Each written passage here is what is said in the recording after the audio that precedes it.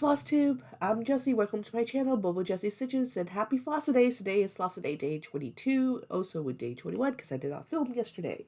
I hope that you're doing okay. Still struggling with this cold, but it's getting, like, every day is a slight improvement, for sure. My husband's cold seems to be lasting a little longer, but we have definitely both tested negative for COVID, so we're okay. I did not film yesterday because, one, it was the solstice, and which is a good thing. Everyone usually celebrates the solstice, but it's also would have been my dad's 80th birthday, and I lost my dad when I was very young. I was 22 when he died, and so, we try to be happy on the day of his birth. We reserve the, we try. Honestly, for people who've lost people, especially uh, very young,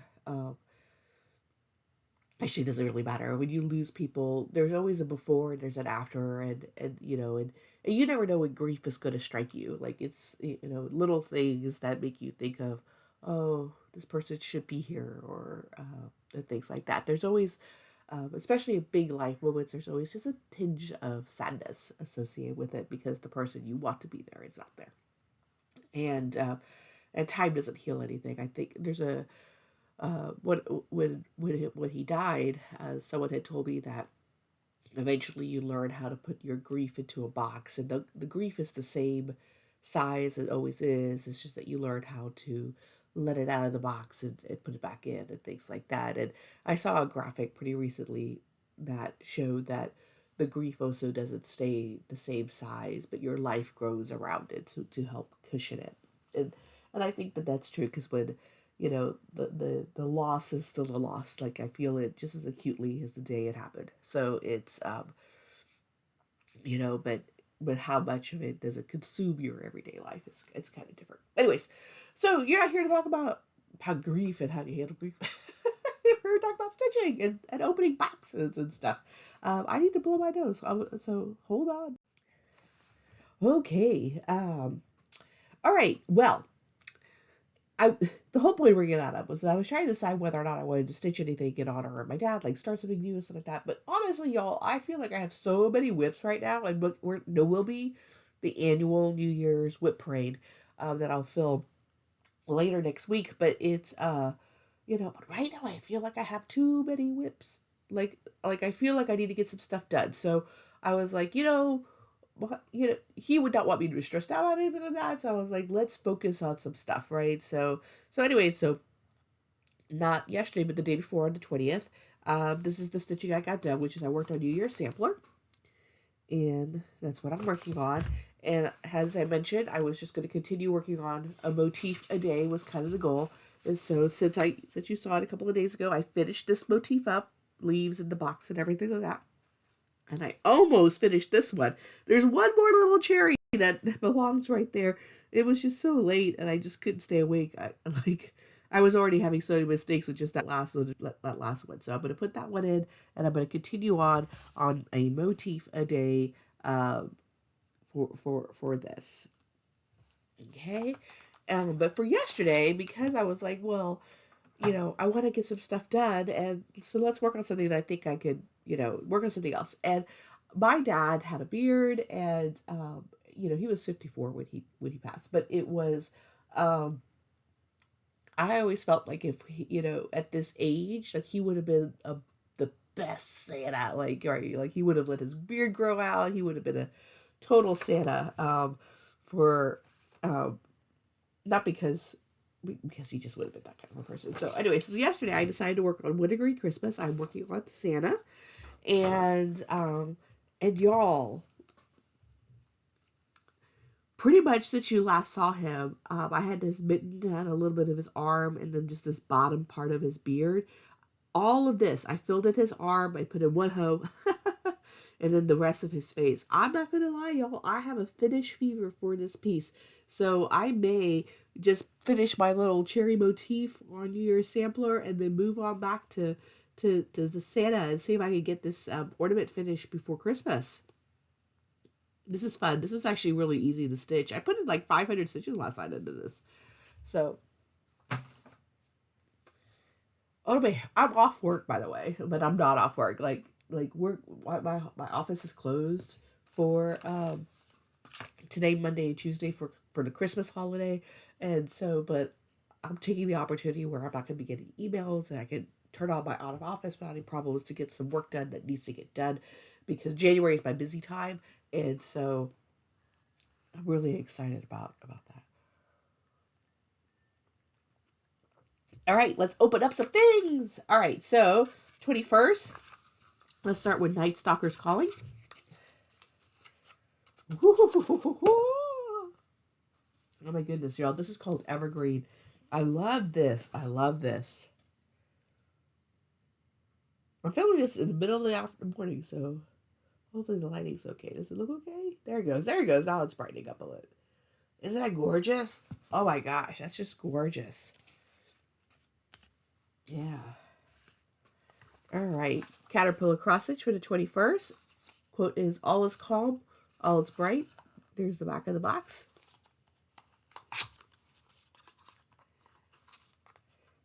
Oh, how fun. It's trims. It's ribbons. Let's see, can I do this without the thing? And then there's in a different color wave. Slightly different designs as well, I think. Oh, how cute. How cute. Let's see if I know how to finish things. All right. Okay, and now we're going to open up my Snag Tight. So here's day 8. I think I've done the countdown right. Get emails, even though it's a day off.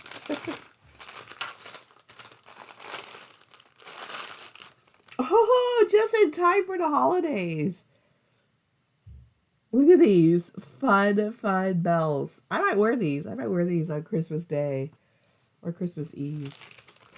We're going to a football game on Christmas Eve, so we'll be in our Texans gear. All right, our Inspirator for today. We're almost done. There's very few in here left.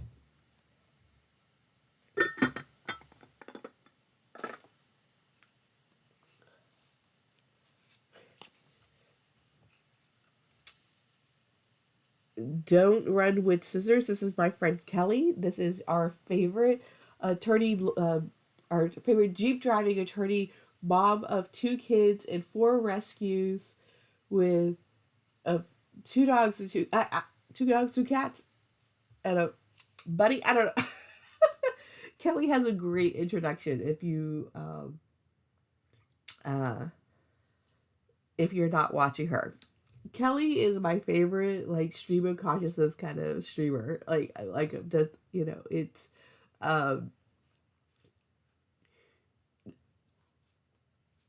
first of all, she's a lawyer, and and I think we connected pretty early on in my floss tube journey. She's been making videos for a while, and you know and a lot of her videos are really just her talking about life and what's going on and what she's experiencing.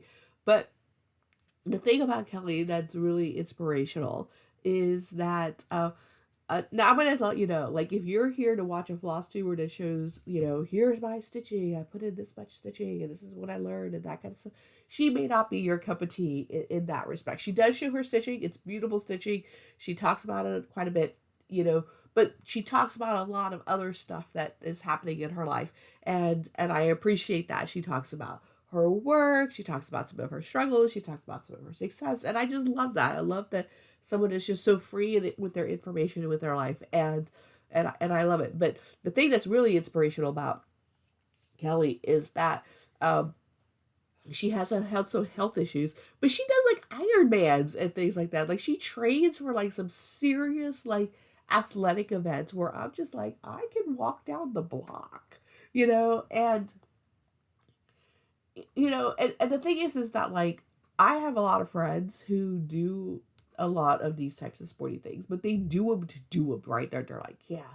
And it's like, And what I really love about Kelly is that she's doing it because she's there to finish it, just to get it done. And, and I think that's great. I think that it's, it's not perfection. Like, she doesn't approach it from a perfection kind of perspective. And I love that.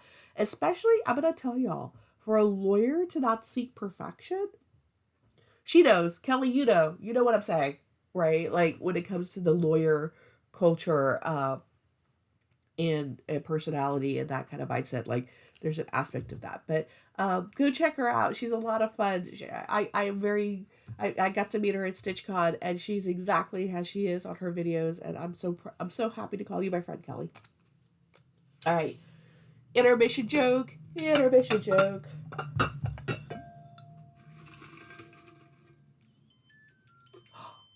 It's working. It doesn't come out like with the squeaky noise. A Christmas Day, it's gonna work fine. All right, you ready? Oh, this is terrible. What do you call an old snowman? Water. That's terrible. That's terrible. That's sorry. I'm sorry. I apologize for that. All right, let's go on to the 22nd now. All right, let's start with Caterpillar cross stitch for the 22nd. And the quote is, "Love the giver more than the gift." And here's the back. Oh, this is a solid. This is solid. This is solid weight. Oh, yeah. Travel scissors. One of those folding scissors that you fold. And there you go. Everyone always needs a pair of scissors that you can toss into your travel bags, into your project bags that travel with you. Oh, might need a little bit of work in that to get it a little bit less stiff. All right, and here's 22 Night Stalkers calling and jiggles. Oh, ha, ha. It's a needle threader or a needle binder. So it's both a magnet on the back and it's got a little threader on it. So I guess it's both. Ooh, dropping it. And it's a little reindeer.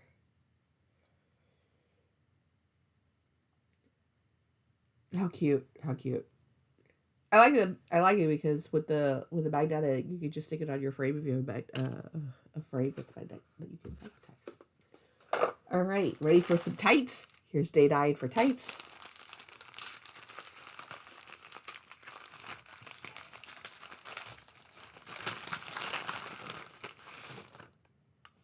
Oh, fun, fun, fun. What is, my brain's not working because I have a cold. What's this design called? Where it's like is it herringbone? Is that right? So it's, I don't know if you can tell, but like there's going to be some solid diamonds and then some meshy diamonds. That's cute. That's cute. That's going to be a nice spring one. All right, the Inspirator for the 22nd.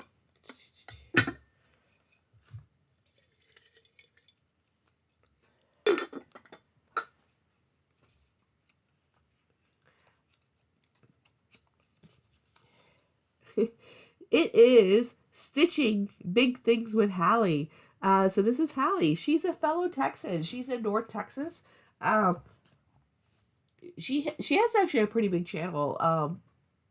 I got to meet Hallie at the Stitching Texas retreat earlier this year in the spring, and I was already watching her prior to meeting her at the retreat, and you know, her stitching is beautiful. She stitches big things. She's a mom of 4 sons, I want to say. They're all athletes, and so there's a lot of sports involved in her life, and so but she gets a lot of really beautiful stitching done, and you know, and so if you're like wanting to see how people are able to do really big projects, and you know, sort of like crafty gaming Jamie, right? Like really big projects, gets a lot of progress into them, and you know, and it's really wonderful to kind of see. And then the thing about not Kelly, that about Haley, that is one, I really enjoy her videos. She's one of those videos that's really great to put on. She's pretty regular every other week, you know, so you can rely on the consistency of her videos and stuff. But there is there are things that sometimes can't come across in videos because you don't see people interact with people on their videos. Does that make sense, right? So when you see personalities and things, and so you're just not really sure. One of the things when I got to meet Hallie at the retreat was that I got to see how she interacted with people, and y'all like Hallie is a genuinely, really truly nice person, and very kind and very empathetic and very um honestly, like, I don't know, like, I guess if you were to, I like what you hope a nurse would be, what you hope a teacher would be, right? Like, it's like this what you hope doctors would be, lawyers would be, like, right? Like, just this person who, you know, was just extremely nice. And, I'm gonna let y'all know I'm not that. When I talk about like how people like my kindness and the energy I put out and that kind of stuff, I'm not really actually a genuinely nice person. I am genuinely a non-judgmental person. And and I think that people think that's kindness and niceness and things, and that's actually isn't. It's just that I'm very non-judgmental. I don't judge people, and that is genuine. Like, I accept you as you are, and your mistakes are, in the past, and let's figure out how to move forward, kind of thing. But Hallie is a genuinely nice person, and so that's inspirational. Like to be able to put judgment aside, to be able to put opinions aside, and frustrations and behavior. I don't want to go too far into that on like what I saw specifically, right? But I saw lots of interactions with her between lots of different people, and I can just say that she inspires me to be, to to be kind, to be kind. So there you go. Go watch Hallie because what her stitching's great too because she's really a great person.